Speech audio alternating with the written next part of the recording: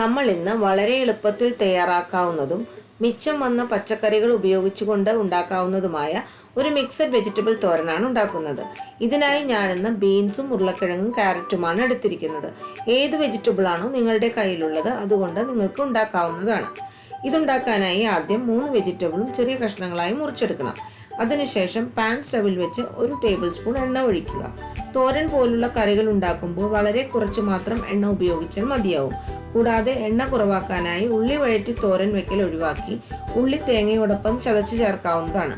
അങ്ങനെ ചെയ്യുമ്പോൾ തോരന് നല്ല രുചിയും ഉണ്ടായിരിക്കും.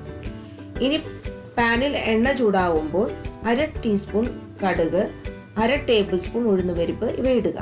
കടുക് പൊട്ടിക്കഴിയുമ്പോൾ അരിഞ്ഞു വെച്ചിരിക്കുന്ന വെജിറ്റബിൾ കൂടി ചേർത്ത് 1/2 ടേബിൾ സ്പൂൺ ഉപ്പും 2 ടേബിൾ സ്പൂൺ വെള്ളവും ഒഴിക്കുക. എന്നിട്ട് നല്ലപോലെ വഴറ്റി അടച്ചു വെച്ച് വേവിക്കുക. ഞാനിവിടെ ഉരുളക്കിഴങ്ങിന് കുറച്ച് വേവ് കൂടുതലായതുകൊണ്ടും എൻ്റെ പാനിന് അടിപിടിക്കാൻ സാധ്യതയുള്ളത് കൊണ്ടുമാണ് ഇവിടെ 2 ടേബിൾ സ്പൂൺ വെള്ളം ഒഴിച്ചത്. ഈ സമയം ഈ തോരൻ നോൺ സ്റ്റിക്ക് പാനിലോ കാസ്റ്റ് അയൺ തവയിലോ ഉണ്ടാക്കുകയാണെങ്കിൽ വെള്ളം ഒഴിക്കേണ്ട ആവശ്യമില്ല. അതുമാത്രമല്ല, ഉരുളക്കിഴങ്ങിന് പകരം വെള്ളമുള്ള വെജിറ്റബിൾസ്, അതായത് പടവലം, കുമ്പളങ്ങ മുതലായവയാണെങ്കിലും വെള്ളമൊഴിക്കേണ്ട ആവശ്യമില്ല.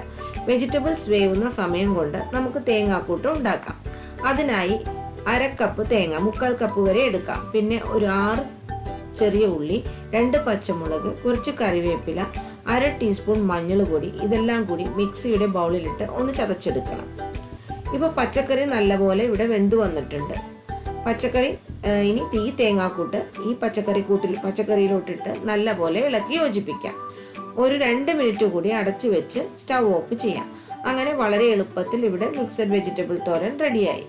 ഈ തേങ്ങാക്കൂട്ട് ഉപയോഗിച്ച് ബീൻസ് തോരൻ ഉണ്ടാക്കിയാലും നല്ല രുചിയാണ്.